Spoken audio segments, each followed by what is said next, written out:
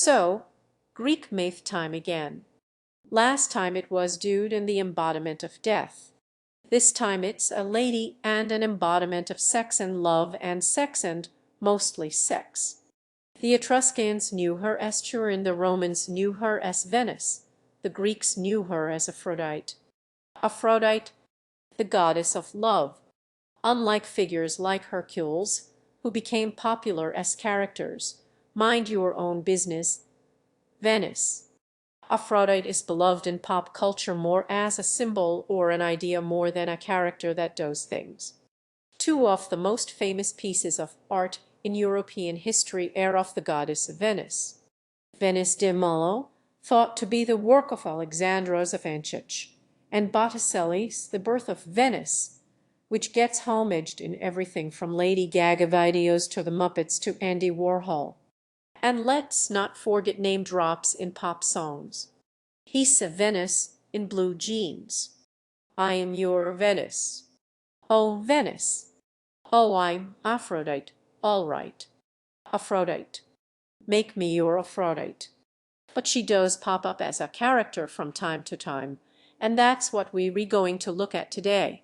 Said characters tend to draw on Botticelli's Venice a lot, at least in terms of their iconography, but unlike heroic Hercules, or bellicose Ares, or wise Athena, Aphrodite doesn't really have any intrinsic definitive character attributes. Most of her characterization tends to draw on what society thinks of a sexualized woman at the time that the media is made. You can still share me bed.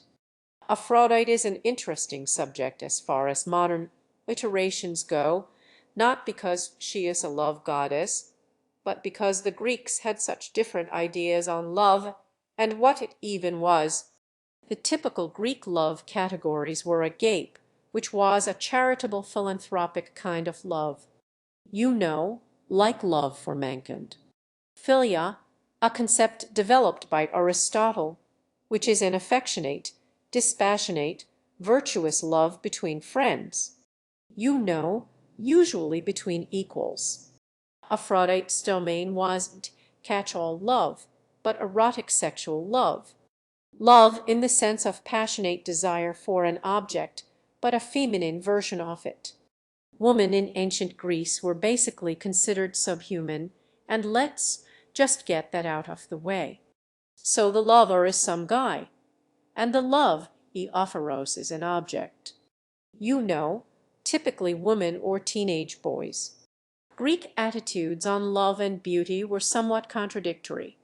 What we consider infatuation was, to the Greeks, considered a form of madness, like a mental illness. And while some social classes in city-states had more favorable views on love, beauty, and femininity, there were big influences from philosophers as well. Aristotle thought that women would bring disorder, evil, and were utterly useless, and caused more confusion than the enemy. Socrates wrote, "Being born a woman is a divine punishment, since a woman is halfway between a man and an animal." Aristotle wrote that the male is by nature superior, and the female inferior, as one rules and the other is ruled. This inequality is permanent, because the woman's deliberate faculty is without authority, like a child. Aristotle considered eros as the love of desire, or acquisitive love, and therefore egocentric and object-oriented. Eros, or to say philia, or brotherly love. This is not a love between equals. There were schools of thought that disagreed with this, of course, like the Stoics, who wanted sexual equality and were much more pro-sex, and things were much better for women in Sparta than Athens. But the point is that the Greek viewpoint on love, femininity, and sexuality was extremely varied and overall way different from ours. Erotic love wasn't an awesome, fun, sexy thing like we see it today, but a scary, maddening thing, more of a disease than a rite of passage. Hence why Cupid's weapon of choice is an arrow. You were struck by it. Being madly in love was not a desirable thing, which is why it was considered intervention by capricious jerk gods like Aphrodite and Raz. And this isn't necessarily an idea relegated to antiquity. Even modern writers like Chase Lewis held this viewpoint, that erotic love and infatuation is scary madness thing, and we should have brotherly love of passionless discourse thought. Like a lot of Greek deities, Aphrodite was something of a holdover from a pre-Hellenistic era, which contributes to her being a bit of a contradictory figure for a society that was so gone woman. Aphrodite is more like Zeus than any of the other goddesses. She is married, but she sleeps around with whoever. She's highly sexualized, but still a goddess, and therefore must be respected. She's got the jealous spouse. The list goes on. This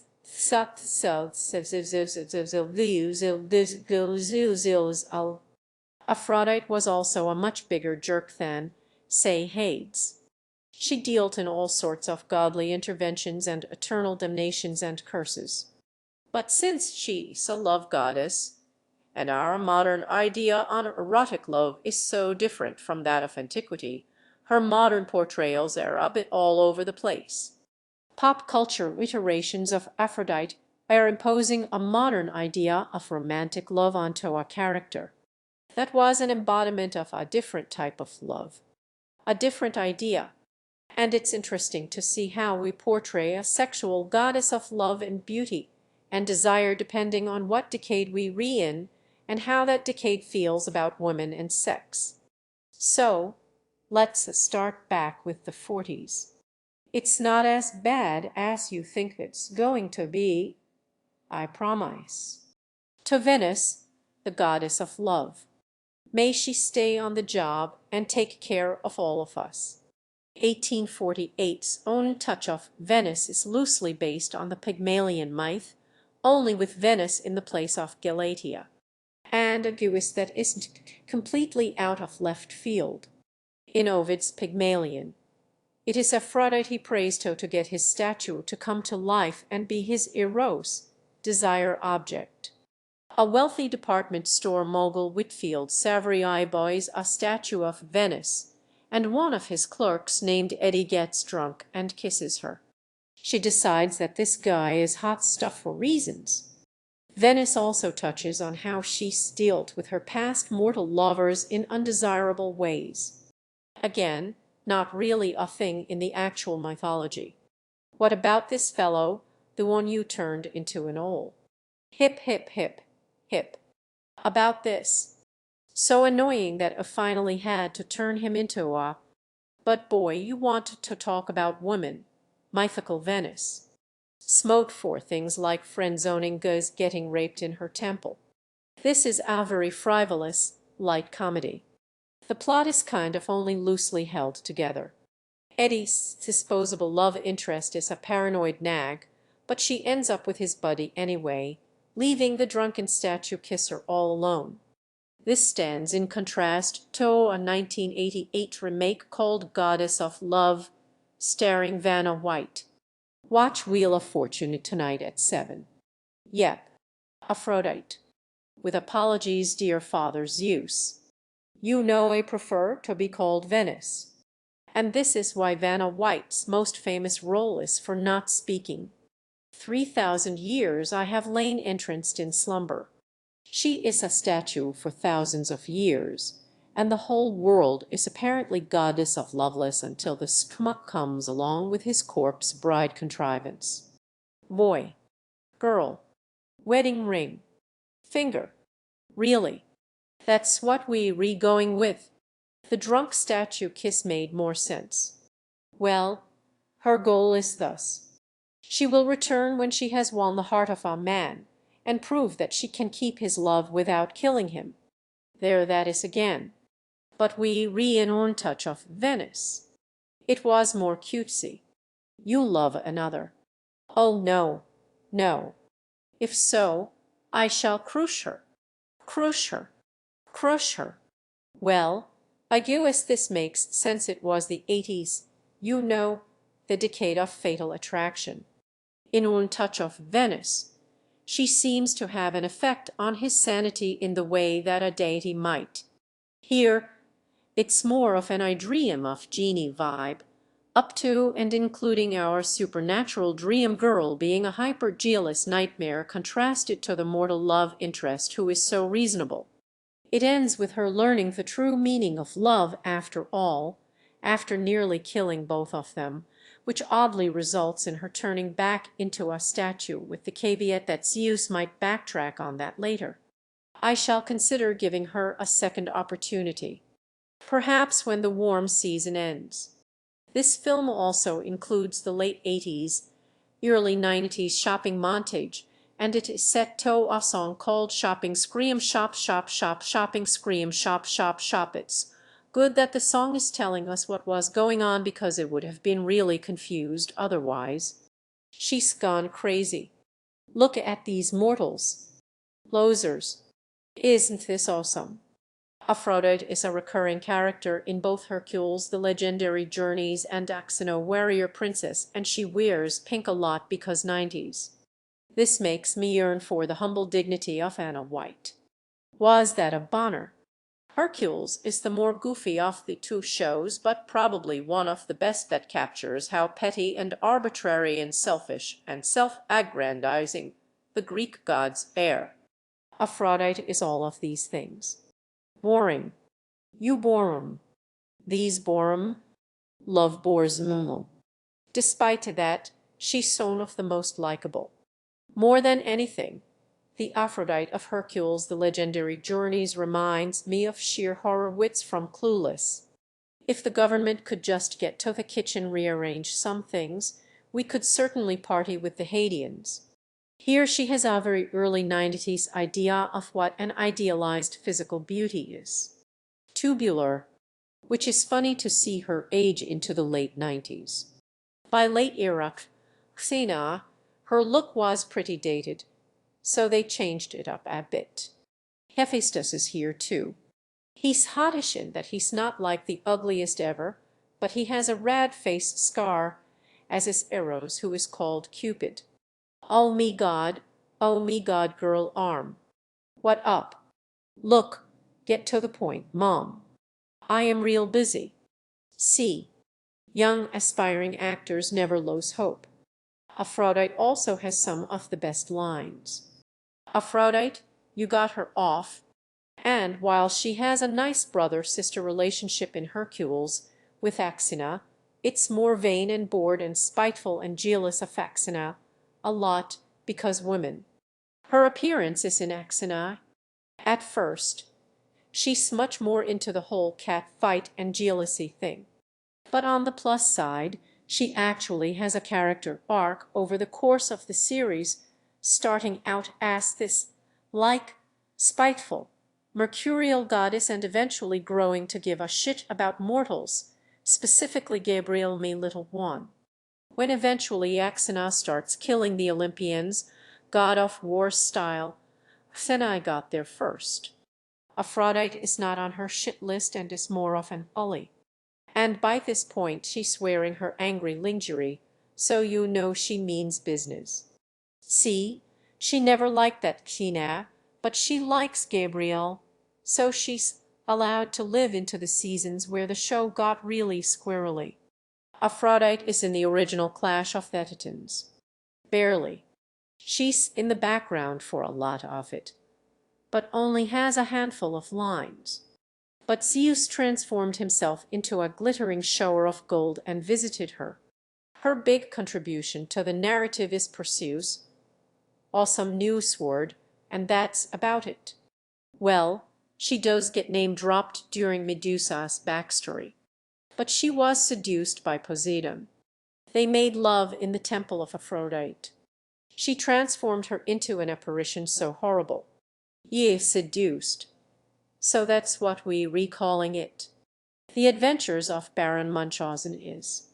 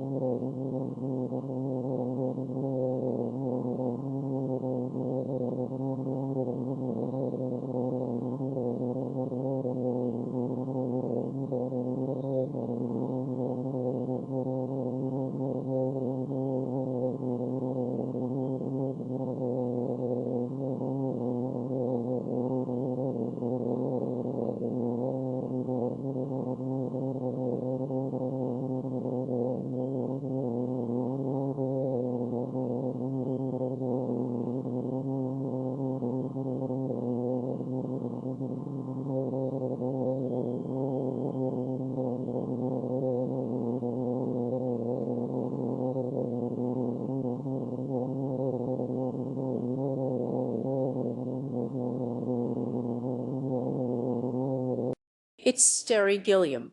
It's a very Terry Gilliam. Venice is played by Uma Thurman in her very first film role. The whole film is hung on the most dreamlike of logic, so we will try to explain it. So, after Robin Williams, giant floating head king of the moon threatens our heroes for about 20 minutes, they fall off the moon and land inside Vulcan's volcano.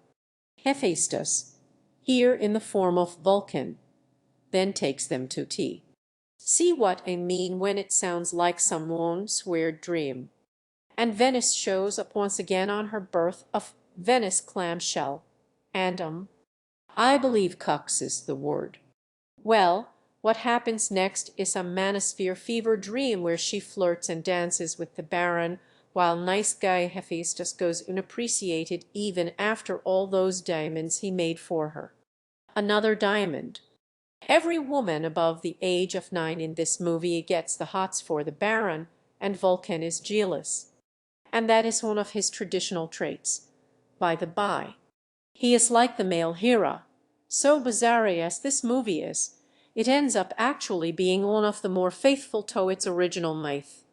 And because you jerks chose Aphrodite, that obligates me to finally, yes, I looked at God of War. Thanks. Kratos.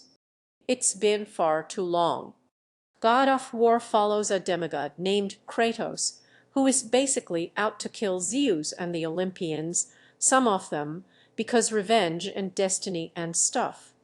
In God of War 3, there is a scene where he goes to Aphrodite and finds her engaged with her handmaidens. Come on, really. The gods have truly blessed you, Kratos. This is like a parody. I mean, it's totally respectable and not silly at all. I have no time for games. Aphrodite. Aphrodite tries to seduce Kratos. But, you know, he's too beta to be interested in women. And then she tells him to do a thing. And then argues he's not too beta because the player now has the option to be interested, and it cuts to this. Ah, I grew jealous of our mistress. Such power. If it's this good watching, just imagine. Is he going to? By the gods! Usually, if a woman says that in response to a man engaging in a sex act, it's not a good sign. The magic of video doesn't capture this, but DualShock actually shakes with Kratos. Thrust. I'm actually kind of surprised there are more depictions like this. You men and young toys. On occasion, Aphrodite appears as a mentor figure. 2011's A Cupid was a micro-budget gay romance about a long-term relationship on the rocks. How would you feel about some words of wisdom from a gull who has seen a thing or two? Venice is played by Morgan Fairchild by way of a strangely supernatural-ish app, who is here to give our main character what he thinks he wants so he can learn a valuable lesson about love. What have you learned? Venice is all about monogamy in this one. The goddess Aspectus subtexti. The Cupid software is created by Divinity, and Venice is only referred to as such in the credits. And we don't actually see her until the end, when she appears as a helpful waitress and she shows up to give us the moral of the story. What you know in your head is what you feel in your heart.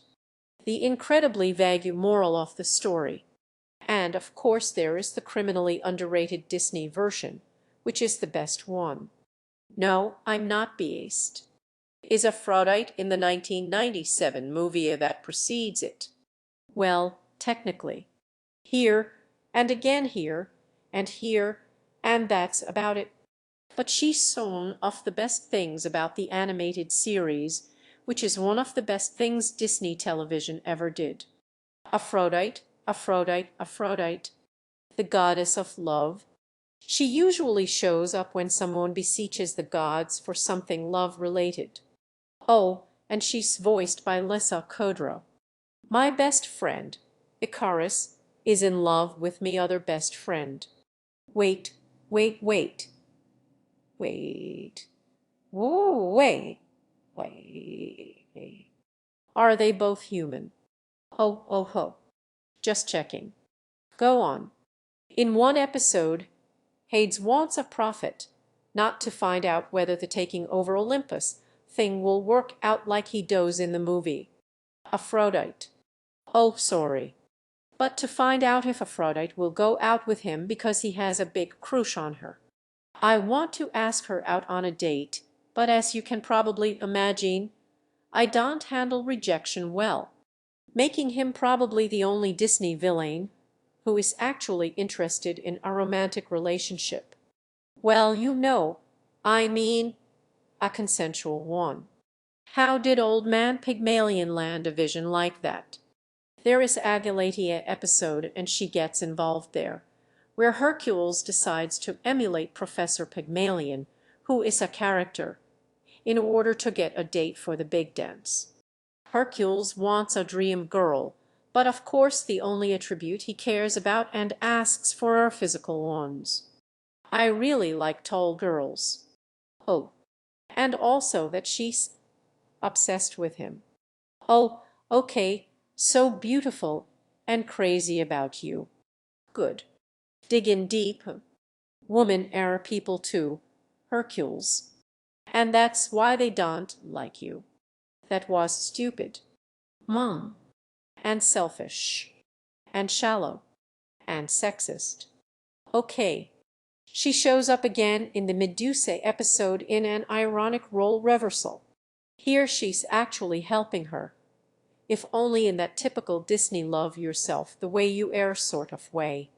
Well, real friends will like you for who you are, not what you look like, and offers her glasses that prevent her from turning people into stone when they look at her, which Medusa eventually comes around to, but not before working for Hades for a little while first. Orientation. I run a professional organization. This episode also has one of the best digs at the Disney company in all of Disneydom.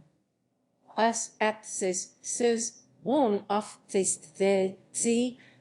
company that is the all the do haven't see the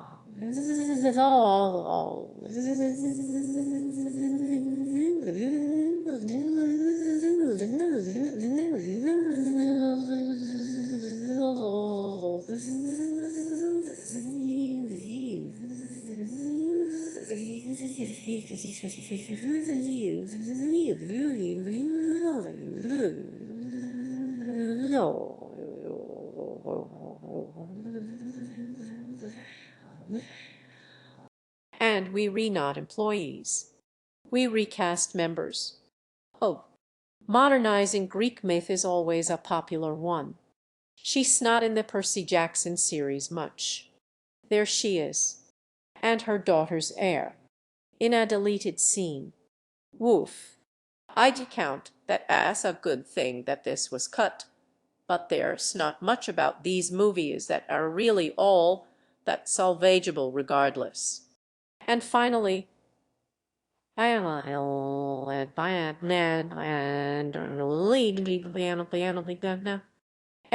has a soulmate somewhere in the world. Remember this. You, me neither. Valentine was a show that aired in 2008, and it focused on the Valentine family, a group of gods living amongst humans in modern-day life. Aphrodite is the family matriarch who runs a matchmaking company called Valentine Incorporated, which brings soulmates together. The employees of Valentine Incorporated are a bunch of matchmaker gods who have to keep their love god identity a secret for some reason. But their god methods just don't work in modern times, which means trouble for these gods. Mortals are constantly creating substitutions for human interaction. You see, if mortals don't start to love properly, then the gods start to become mortal. Do you know what happens to gods who become relevant? They become mortal. That's right. The eternal gods of Olympus are becoming mortal because of Snapchat. Man, remember when women were considered malformed versions of men and were basically property? We should go back to that. That was when love was real. As Greek god Phaedos seemed to sell well looking at you, Hercules, the animated series, this was cancelled after 8 episodes. So that's it for our look at Aphrodite, a character who fluctuates with our attitudes on sexy woman throughout the decades, as well as who is creating that image, be it Disney or Terry Gilliam or I say throughout the so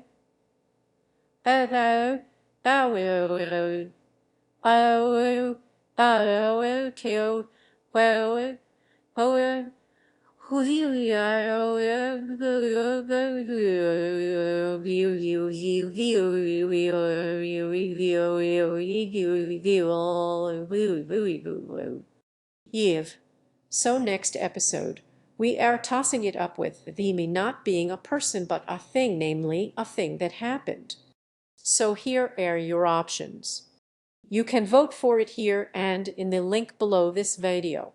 Should be interesting. Thank you for watching and see you next time.